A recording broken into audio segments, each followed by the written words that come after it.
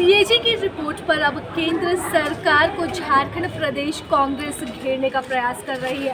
Press वार्ता का आयोजन किया गया और यहां पर प्रदेश अध्यक्ष राजेश ठाकुर ने कुछ सवाल रखे हैं प्रधानमंत्री नरेंद्र मोदी से और सीएजी की रिपोर्ट में जिन घोटालों की बात की गई है तमाम उन घोटालों पर बात कही है, क्या कुछ घोटाले हुए हैं। वहीं साथ में कहा है कि जब इन घोटालों की बात सामने आई उनसे नजरें चुराने के लिए यहाँ पर केंद्र सरकार कहीं ना कहीं केंद्रीय एजेंसियों का सहारा ले रही है।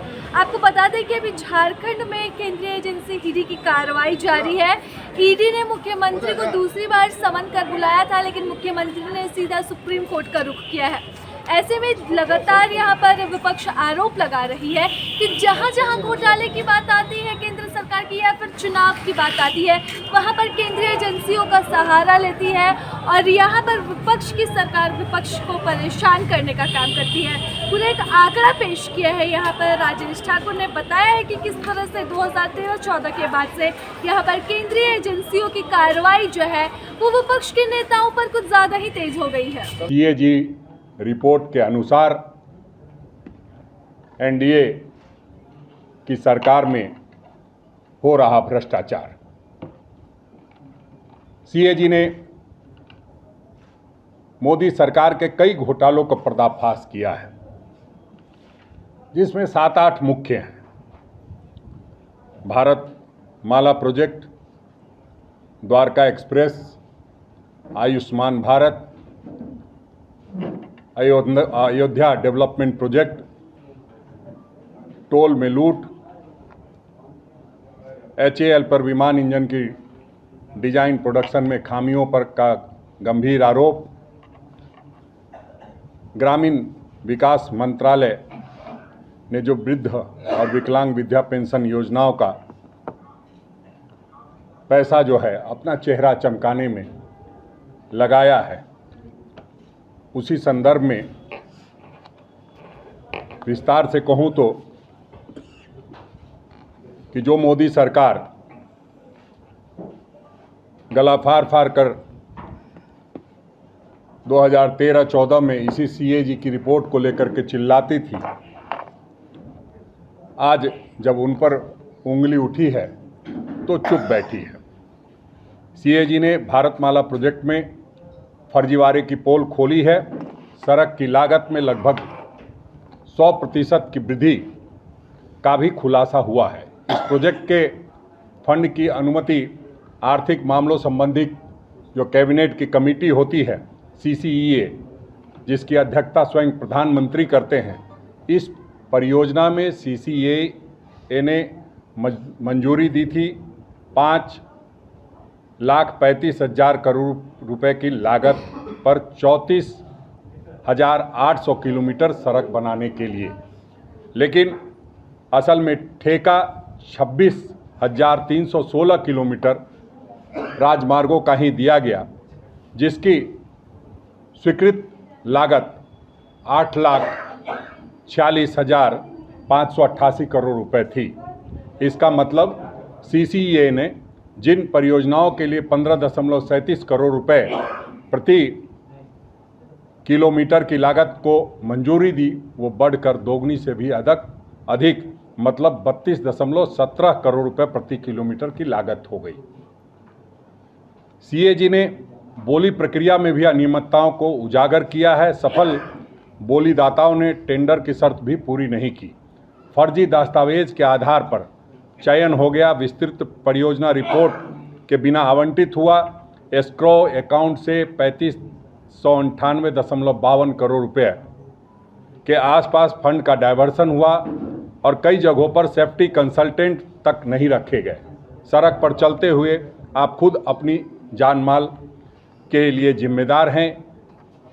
ये काम सरकार का नहीं है जो आप जब कोई दुर्घटना घटती है तब कहा जाता है। द्वारका एक्सप्रेस में इसी तरह की बात सामने आई है। सीएजी की रिपोर्ट है, ये कोई हमारी बनाई हुई रिपोर्ट नहीं है। सीएजी की रिपोर्ट में कैसे सड़क बनाने की कीमत 250 रुपये प्रति किलोमीटर पहुंच गई, उसका भी विस्तार से जिक्र किया गया है। स्वीकृत लागत 18 करोड़ रुपये प्रति किलोमीटर की थी, उसको 250 करोड़ रुपए प्रति किलोमीटर पहुंच गई। तो इसका मतलब ये हुआ कि 14 गुना उसके लागत में वृद्धि हुई।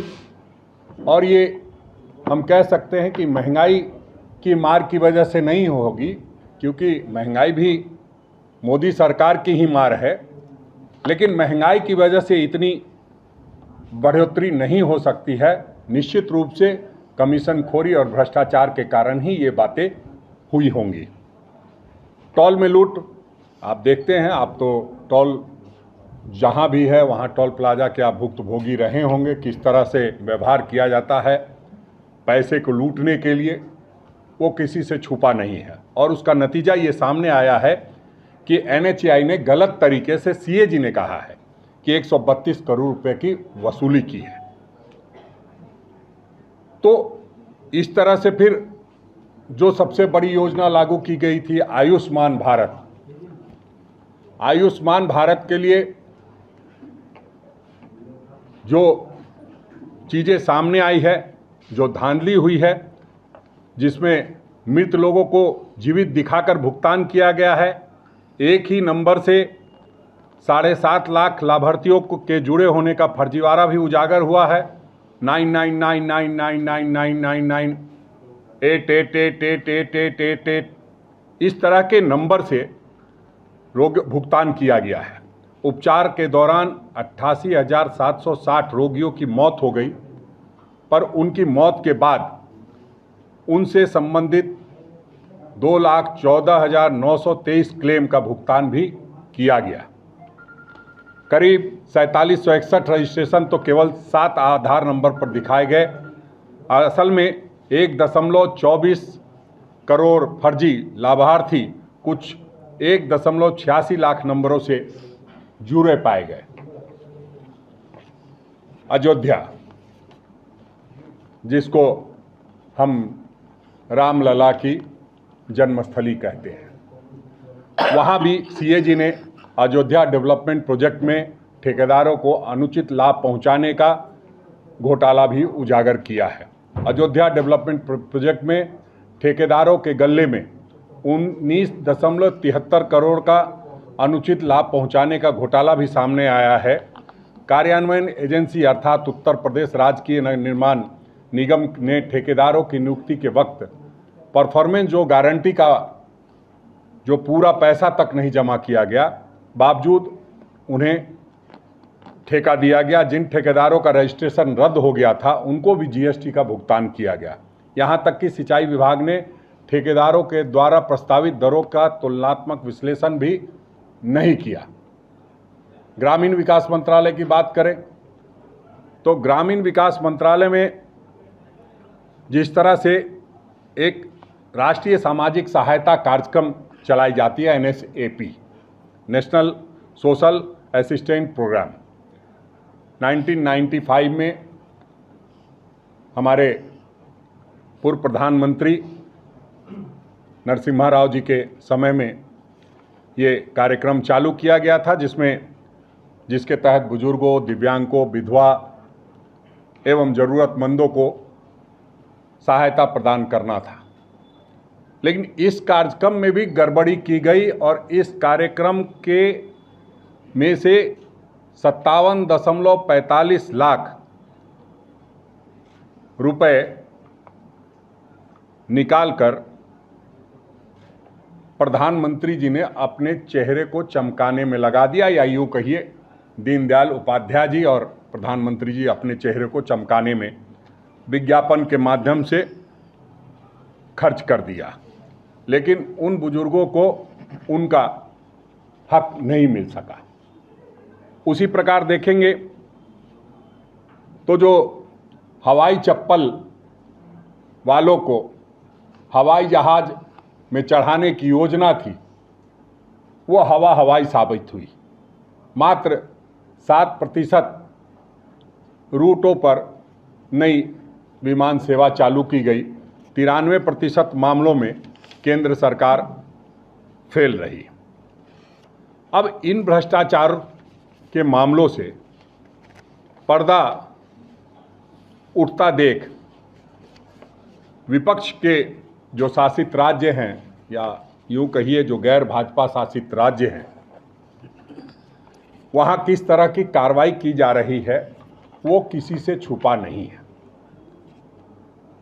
और एक तरीके से यह प्रयास किया जा रहा है कि पिछड़े दलितों आदिवासियों को नेतृत्व करने का सहूर नहीं है, इसलिए लगातार ईडी की छापेमारी कर ये बताने का प्रयास किया जा रहा है कि केंद्र सरकार का जो सीएजी का मामला है वो इनके मामले के आगे कुछ भी नहीं है।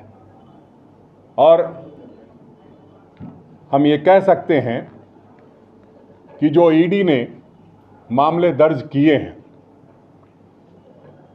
जो नेताओं पे मामले दर्ज किए हैं, उसमें 95% नेता विपक्ष से आते हैं। प्रभातखबर.com, विश्वास वही, रफ्तार नहीं।